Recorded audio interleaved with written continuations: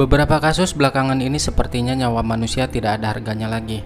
Dengan mudahnya manusia-manusia yang tidak memiliki hati tega membunuh hak hidup orang lain. Dan parahnya lagi, pada beberapa kasus tindakan pembunuhan ini dilakukan secara berantai atau berulang atau terus-menerus dengan berbagai motif dan cara yang tergolong sadis. Kebanyakan para pelaku pembunuh berantai melakukan aksinya bukan saja bermotif dendam atau marah kepada korban yang mungkin pernah menyakiti si pelaku, namun kemungkinan besar karena penyakit kejiwaan. Seperti seorang pembunuh berantai yang akan saya bahas di video kali ini, yaitu Richard Kuklinski. Selain membunuh seseorang adalah pekerjaannya, namun dia juga memiliki masa lalu yang kelam, sehingga dia tega membunuh korban-korbannya tanpa merasa bersalah sedikit pun. Metode yang digunakannya adalah menyembunyikan waktu kematian para korban-korbannya ke dalam sebuah ruangan es. Atas dasar itulah ia dijuluki The Iceman, alias manusia es, sesuai dengan judul film ini. Penasaran dengan filmnya dan bagaimanakah kisah masa lalu dia? Mari kita bahas di film ini.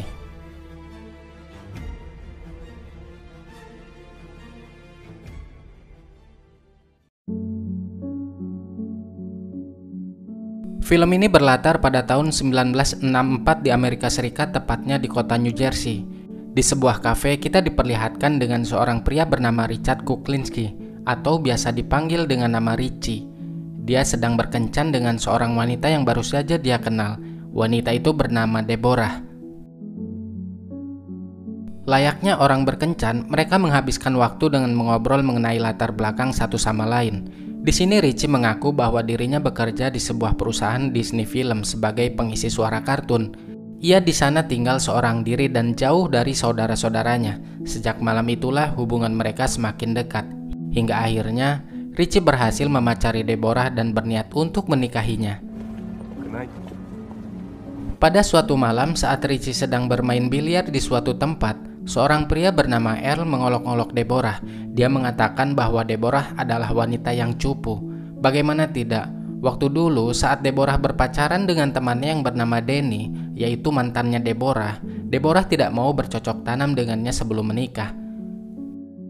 Girl waited 3 weeks to tell him. My friend Danny went out with her. I guess she's desperate. She doesn't have sex till she's married. Earl, have some fucking respect, okay? Mendengar calon istrinya dikatakan seperti itu, Richie tentu saja tersinggung. Ia pun membalasnya dengan sebuah kemenangan taruhan main biliar. Jesus. There's a way. Dengan berat hati, Earl memberikan uang kekalahannya kepada Richie. Namun sebelum pergi, dia mengejek Richie dengan mengatakan, "Semoga kamu beruntung dan bisa bercocok tanam dengan Deborah." Sesabar-sabarnya manusia pasti ada batasnya. Dengan sikap dinginnya, perlahan dia menuju keluar dan menyusul Earl, lalu menggorok lehernya. Wow. Take your money. There you go. Dick in her.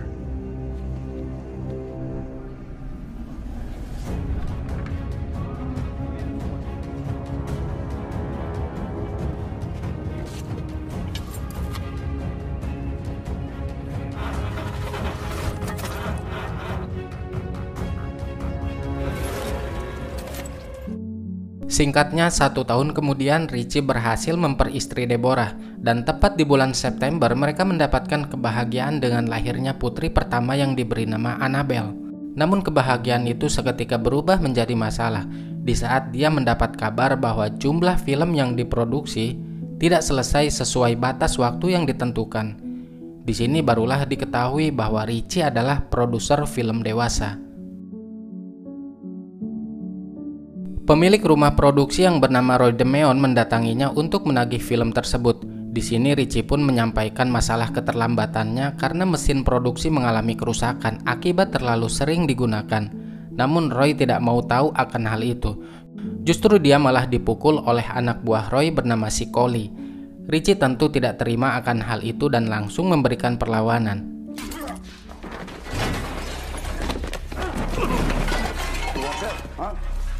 Work all night, they'll be finished tomorrow. Hey, something to say to me, you say it to my fucking face. Sicoli menodongkan pistol. Beruntung Roy memberikan kesempatan agar Richie menyelesaikan pesanannya di keesokan harinya. Have this done by tomorrow. Setelah menyelesaikan pekerjaan, Richie pulang ke rumah dan menyempatkan waktu untuk menggendong putrinya. Meskipun dia sedang dalam masalah, Richie tidak mau mengeluh kepada sang istri. Bahkan ia ingin membelikan rumah yang lebih luas karena melihat majalah perumahan yang sepertinya sudah dibaca oleh sang istri.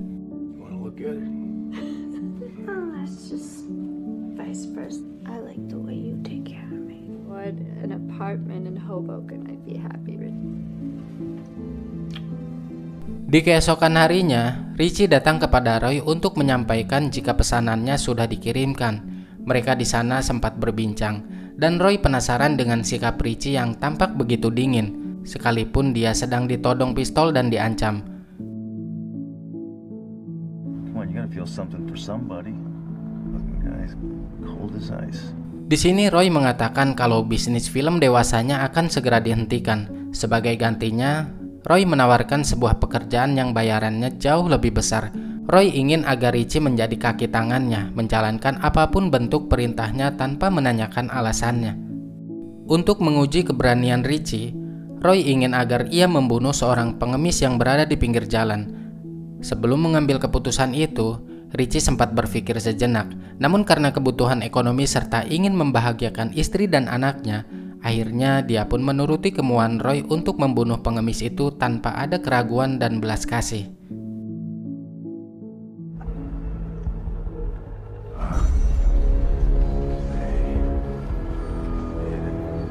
Sit down.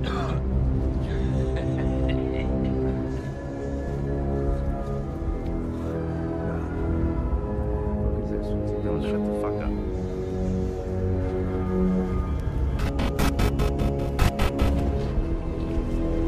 Setelah itu Roy lalu menjelaskan aturan mainnya, bahwa Richie akan selalu bekerja untuknya dan selalu siap ketika ada perintah yang nanti dikabarkan lewat telepon umum oleh kedua anak buahnya, yaitu si Collie ataupun Josh. Dan sejak saat itulah Richie menjadi mesin pembunuh berdarah dingin yang selalu membunuh para korbannya dengan berbagai cara yang terbilang sadis. Pembunuhan demi pembunuhan telah berhasil dia selesaikan dan membawanya menjadi seseorang yang hidup serba berkecukupan.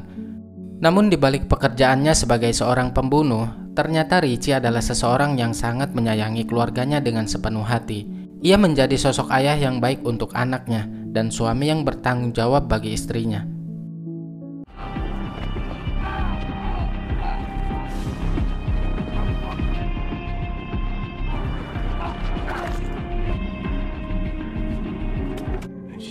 Baby, my beautiful wife, Deborah.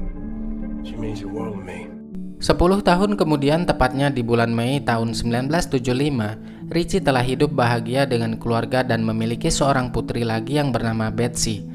Mereka kini sudah tinggal di rumah impiannya yang lebih besar. Di sana, ia bahkan bisa mengajak teman lamanya, yaitu Dino dan Terry, untuk makan malam dan membawa pasangan masing-masing.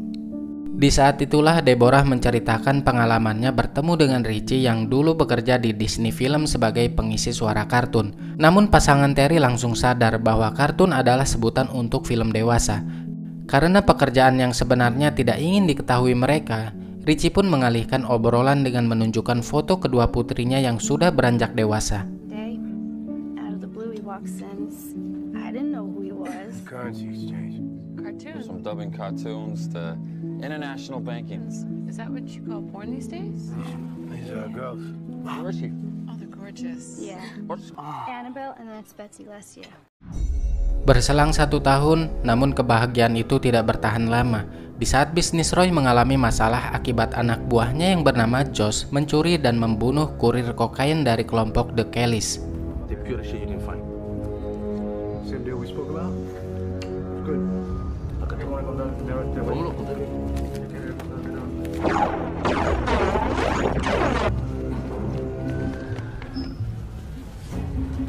Akibat ulahnya itulah salah seorang dari kelompok The Gambinos yang bernama Leo datang kepada Roy. Ia mengatakan kalau The Kellys sedang mengincar Roy karena mereka tahu kalau Josh adalah anak buahnya. Selain itu, ia juga tidak mau terlibat sehingga terjadi peperangan dengan mereka karena dianggap ada kaitannya dengan pembunuhan tersebut. Leo pun menekankan agar Roy menyelesaikan permasalahannya ini terlebih dulu karena bisa saja semua teman-teman Roy menjadi lawan.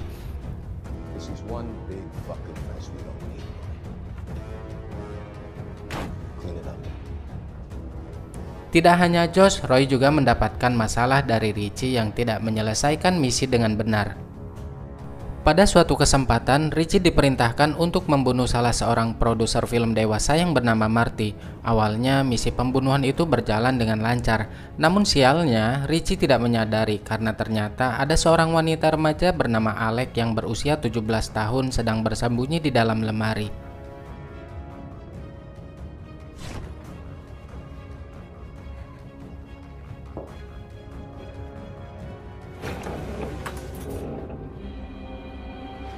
Meskipun Richie adalah seorang pembunuh bayaran yang kejam, tapi dia memiliki prinsip yang sangat kuat bahwa dirinya tidak akan pernah membunuh perempuan dan anak-anak. Akhirnya Alec hanya diancam dan segera dibawa keluar agar pergi dari sana. Dan ternyata guys, ada seorang pembunuh bayaran lain yang disewa oleh Roy untuk menghilangkan barang bukti. Pria itu bernama Robert. Tentu hal itu bertentangan dengan prinsipnya Richie. Robert mengejar Alec dan ingin membunuhnya karena dia rasa Alec adalah satu-satunya kunci saksi mata pembunuhan itu. Hampir saja Alec akan ditabrak oleh Robert. Namun beruntung Richie mengancam akan meledakkan kepalanya kalau sampai ia menabrak Alec. Stop the car now. Stop the car.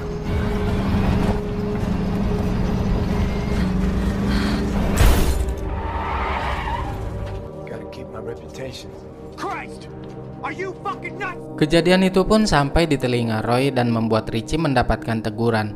Roy nggak mau jika masalahnya semakin melebar karena saksi mata itu.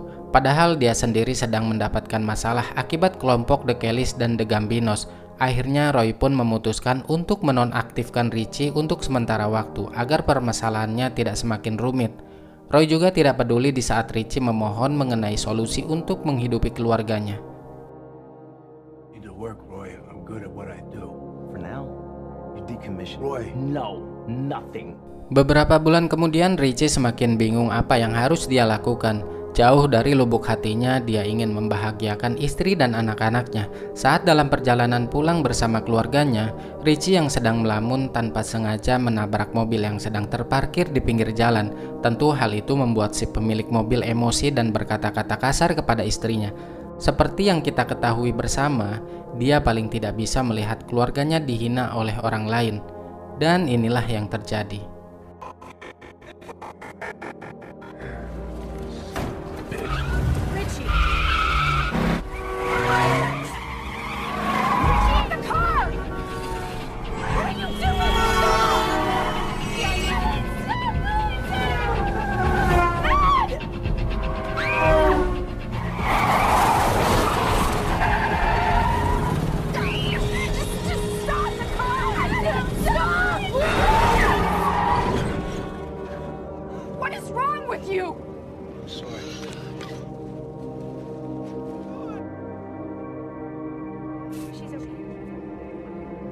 Di dalam rumah, sang istri memberanikan diri bertanya mengenai dirinya yang akhir-akhir ini emosinya tidak terkendali. Lagi-lagi emosi Richie terpancing. Dia marah-marah dengan melemparkan perabotan rumah yang ada di sana ke lantai. Namun meskipun demikian, dia tidak berani memukul Deborah. Sang istri merasa bersalah meminta maaf. Ia berjanji tidak akan membahas hal itu lagi. Richie pun menjelaskan bahwa apapun yang terjadi dan yang ia lakukan, semua itu demi kebahagiaan keluarganya.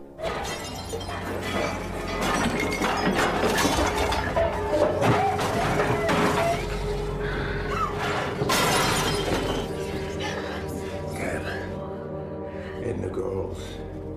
This is it, okay? That is all I care about. That's it. Do you understand me? I'm so sorry.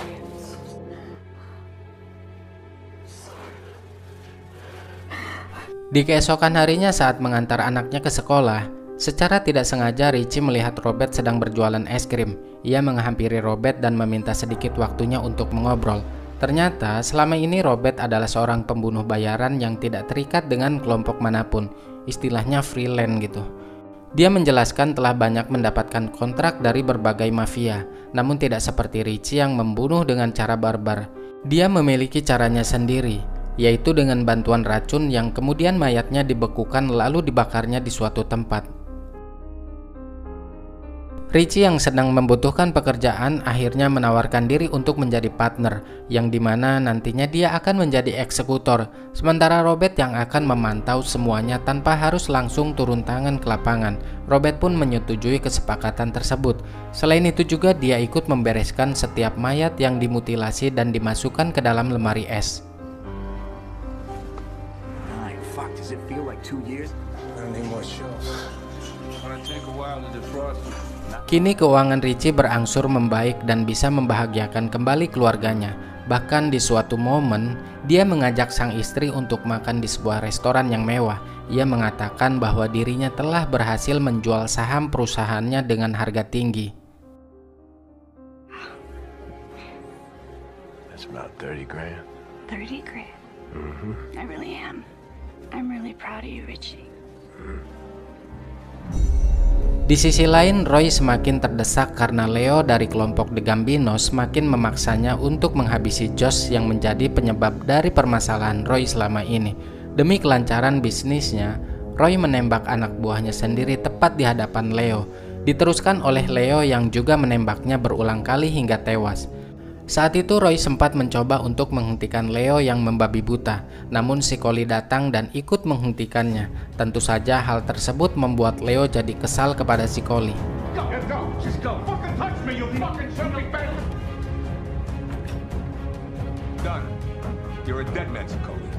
Setelah pergi dari sana, Leo menemui Robert. Ia memerintahkan membunuh si Collie sealami mungkin, sebagai balasan apa yang telah diperbuat oleh si Collie tadi. Dengan bayaran $40.000 ditambah $10.000 jika Robert berhasil membunuhnya senatural mungkin seperti kematian normal.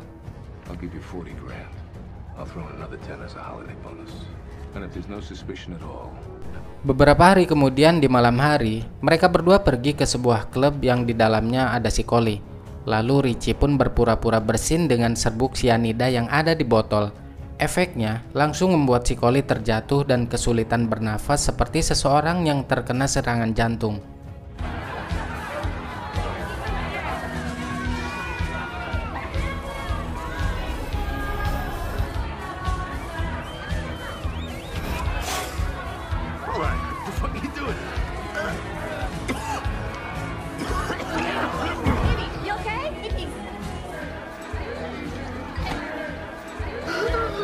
Saat akan meninggalkan TKP, secara kebetulan dia malah bertemu dengan Terry, sahabatnya.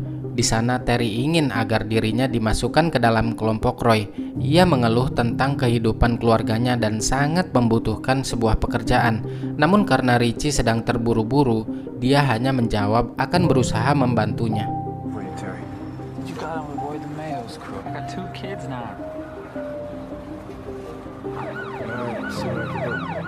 Ternyata pertemuan dengan sahabatnya itu malah membawa masalah bagi Richie. Karena 2 hari kemudian, tepat di hari ulang tahun Annabelle, Roy datang dengan kecurigaan kalau Richie lah yang membunuh si Collie.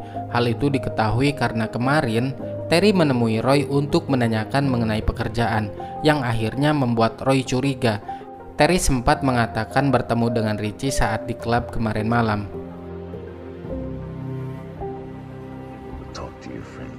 Roy tidak segan-segan untuk membunuh Richie saat itu juga. Namun keberuntungan masih berpihak kepadanya ketika anaknya yang bernama Betsy menghampiri sang ayah yang berada di dalam mobilnya Roy. Roy mengancam jika memang Richie pembunuhnya, maka tidak segan-segan dia akan meneror keluarganya. Don't let him touch her. I'm gonna bury your whole fucking family. Best be looking over your shoulder. Di dalam rumah, Richie memendam perasaan amarahnya karena kini keluarganya mulai terseret ke dalam dunianya. Dia menyalahkan Terry atas semua ini. Richie pun memiliki rencana untuk membunuhnya.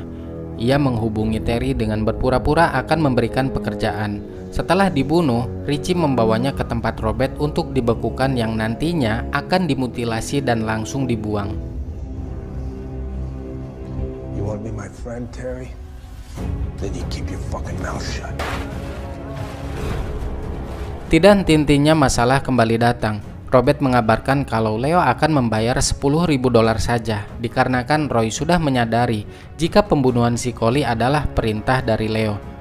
Waktu itu Robert meminta Richie menerimanya agar tidak menjadi masalah ke depannya. Jelas Richie tidak terima akan hal itu. Ia mengajak Leo ketemuan di suatu tempat untuk menagihnya langsung. Di sana, Richie meminta uang itu dengan cara baik-baik. Ia sangat membutuhkan uang tersebut demi kelangsungan hidup keluarganya. Akan tetapi Leo tetap menolak karena sudah kecewa dengan hasilnya. Tidak menunggu waktu lama, Richie menembaknya saat itu juga. You got some there, boss. I just want my money. Leo, I just want to go home. No. Now that Roy knows I hired. Fuck up a job and now you want your money. Get the fuck out of my car, pull that money, Leo. You get nothing.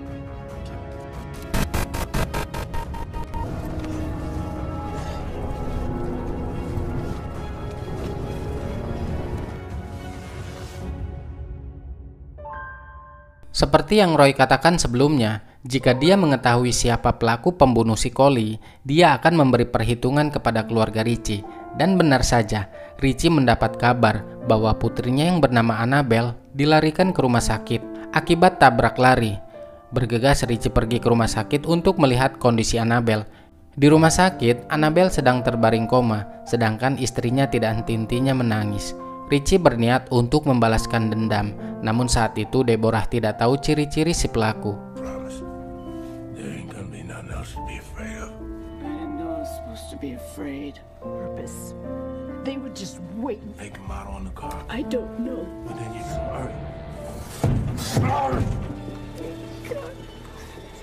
Akhirnya Richie pergi menemui Robert untuk menanyakannya. Saat bertemu, Robert ternyata membawa sebuah koran yang mengabarkan bahwa sekarang para polisi sedang melakukan pencarian terhadap seorang pembunuh yang dijuluki The Iceman. Di koran itu juga tertulis kalau belakangan ini terjadi pembunuhan korban-korban yang dimutilasi setelah dibekukan. Merasa terdesak karena dicari polisi ataupun Roy, Robert lalu mengusulkan untuk membunuh keluarga satu sama lain dengan alasan agar mereka tidak terlalu menderita jika sampai Roy datang terlebih dulu. Ditambah keluarga Robert yang sedang sakit-sakitan dan sedang diobati. Juga sebaliknya dengan anaknya Richie yang sedang terbaring di rumah sakit. Setuju ataupun tidak, Robert berjanji akan membunuh keluarga Richie tanpa diketahui olehnya, karena dia sendiri sudah tahu alamat rumah Richie.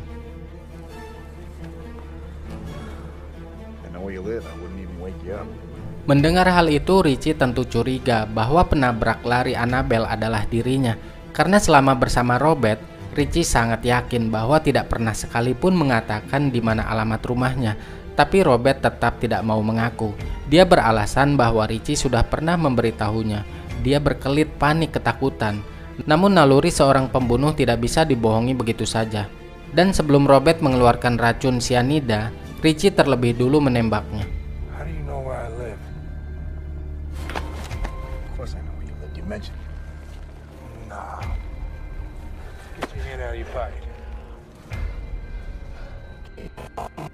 Can I blow my nose now?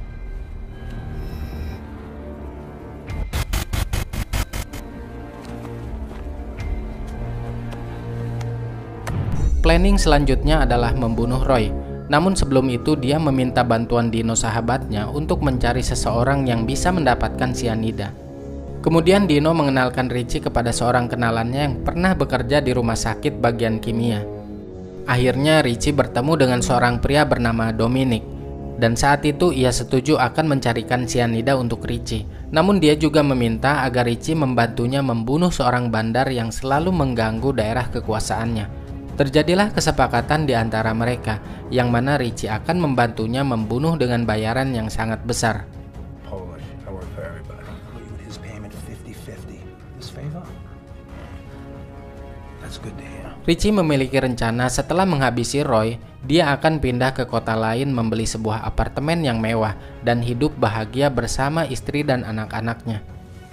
Beberapa hari kemudian Richie kembali menemui Dominic untuk mengambil pesanan cyanida yang akan ia gunakan untuk menghabisi Roy, sekaligus target yang diminta oleh Dominic.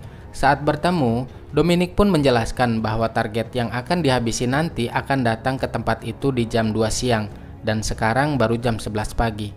Karena akan mengantarkan istrinya berobat, Richie pulang ke rumah sambil mempersiapkan cyanida yang akan ia campur ke dalam roti. Kemudian dia mencoba efek cyanida itu ke seekor kucing yang ada di sana. Akan tetapi di saat ia akan beranjak pergi ke dokter bersama sang istri, Richie melihat kucing tersebut tidak ngefek apapun. Di sini dia barulah menyadari bahwa ada sesuatu yang tidak beres. Dan benar saja, tidak lama kemudian segerombolan polisi datang dan mengepung Richie. Something's not right.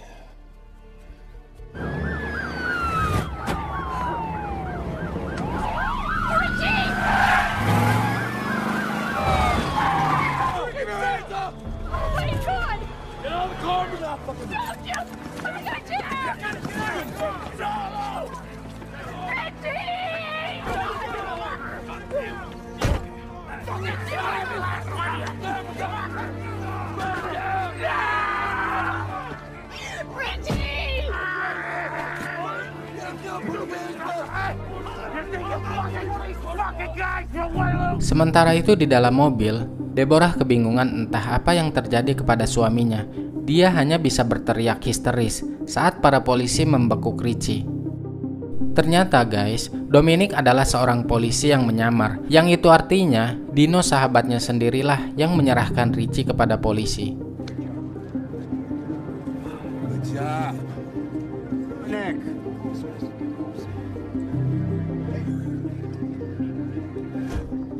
Recognize that guy?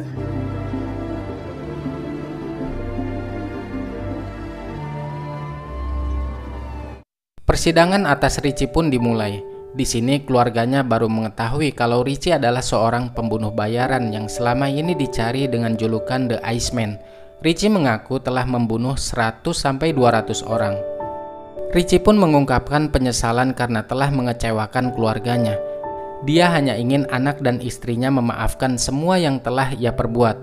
Namun Richie tidak pernah menyesali atas pembunuhan yang telah terjadi selama ini. I never felt sorry for anything I'd done other than hurting my family. Akhirnya Richie dijatuhi hukuman penjara 2 kali seumur hidup. Jadi hukuman penjara 2 kali seumur hidup itu adalah hukuman ganda. Hukuman ini biasa dipakai agar terpidana tidak mungkin bebas dari penjara. Ini adalah hukuman yang lazim pada kasus pembunuhan ganda di Amerika Serikat.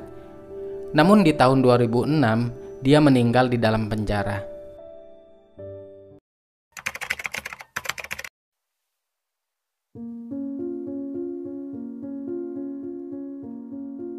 Richard Leonard Kuklinski lahir di New Jersey pada tanggal 11 April 1935 dari pasangan Stanley Kuklinski dan Anna McSnelly yang merupakan imigran dari Polandia dan Irlandia.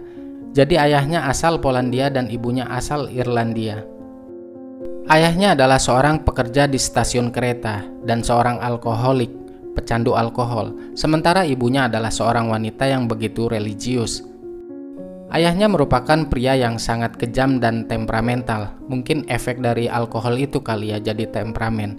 Dia kerap kali melakukan kekerasan fisik maupun esek-esek di hadapan anak-anaknya kepada sang istri.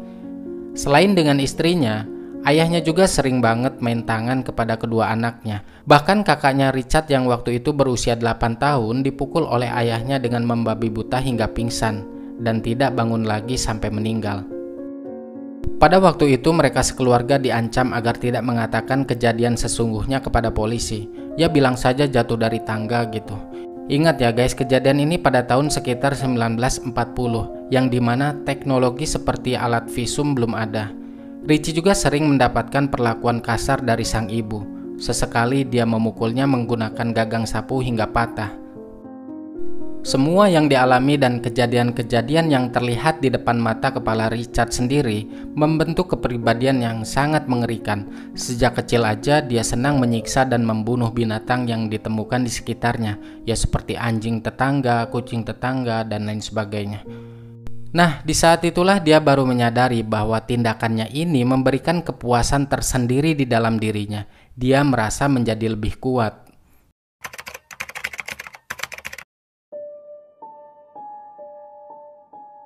Saat Richard berusia 14 tahun, tepatnya di tahun 1949, dia diganggu oleh geng remaja-remaja yang ada di kotanya. Ternyata mereka salah memilih korban. Richard memberikan perlawanan. Gak nanggung-nanggung, dia langsung menghajar ketua gengnya menggunakan besi, tanpa belas kasih sampai meninggal. Setelah itu, ia membuang mayatnya ke sungai terdekat. Nah, dari sinilah dia mulai dikenal oleh kelompok geng-geng lokal yang ada di kota New Jersey. Dan di usianya yang ke-20 tahun, Richard diperkenalkan dengan keluarga The Gambinos, yaitu mafia gangster yang bernama Roy DeMeo. Richard dibayar untuk melakukan beberapa tindakan kriminal seperti merampok, jadi kurir obat-obatan terlarang, bahkan dijadikan produser film-film dewasa, sampai mengantar kasetnya kepada langganannya Roy. Karena dilihat sikapnya yang begitu dingin dan tidak takut dengan siapapun, Roy menganggap bahwa Richard memiliki bakat menjadi mesin pembunuhnya. Akhirnya, Roy menjadikan dia sebagai kaki tangannya untuk menghabisi musuh-musuhnya. Richard sangat menyukai pekerjaannya sebagai pembunuh bayaran, karena selain dibayar, membunuh juga adalah hobinya. Dia memiliki berbagai teknik dan peralatan senjata serta bahan untuk menghabisi targetnya, seperti racun, pisau, dan senapan. Namun dia tidak suka menghabisi targetnya menggunakan chainsaw atau mesin gergaji, karena itu akan membuatnya kotor dan berantakan. Metode favorit yang ia suka yaitu menggunakan sianida, lalu jasad korbannya dibekukan selama 2 tahun, setelah itu dimutilasi. Hal itu dia lakukan hanya untuk mengecoh waktu kematian, dan terbukti dia begitu sulit untuk ditangkap. Dari metode inilah Richard dijuluki The Iceman di kalangan polisi. Tapi ada pepatah yang mengatakan sepandai-pandainya tupai melompat pasti akan jatuh juga. Begitupun yang dialami oleh Richard, dia terkecoh di akhir karirnya. Seorang agen khusus yang bernama Dominic Polifron menyamar menjadi sesama pembunuh bayaran. Saat bertemu, ia merekam semua pembicaraannya tentang bagaimana dia akan melakukan pembunuhan kepada targetnya. Dan yang Richard ketahui bahwa Dominic memiliki banyak sianida. Dia pun memesannya untuk menghabisi seseorang. Berselang beberapa hari, tepatnya pada tanggal 17 Desember 1986, Richard bertemu dengan Dominic untuk mendapatkan sianidanya. Beberapa jam kemudian, dia dikepung dan ditangkap oleh para polisi. Persidangan atas Richard Kuklinski berlangsung cukup lama, tapi yang terbukti hanya 7 pembunuhan. Dan 7 pembunuhan ini saja sudah cukup untuk menjatuhkan Richard dengan hukuman ganda seumur hidup. Setelah 17 tahun di penjara, tepatnya pada bulan Oktober 2005, Richard Kuklinski didiagnosis dengan kondisi peradangan pembuluh darah langka yang menyebabkan dia dipindahkan ke pusat medis sentral Francis di Trenton, yang masih di daerah New Jersey. Nah, 5 bulan kemudian, tepatnya pada tanggal 5 Maret 2006, di usianya yang ke-70 tahun, Richard Kuklinski dinyatakan telah meninggal. Sebenarnya masih panjang sih penjelasannya, cuma saya ambil poin-poin intinya saja. Cukup sekian teman-teman, dan terima kasih banyak yang selama ini tetap stay di channel ini. Sehat selalu untuk kalian semua, dan sampai jumpa lagi di video berikutnya. I know you told your friend you're not okay, and tell me what's wrong and why you never said you felt that way. Guess you're trying to stay strong and fake a smile until I look away. But I've known you too long, it hurts to watch your blue eyes fade to gray as you fade away, as you fade away.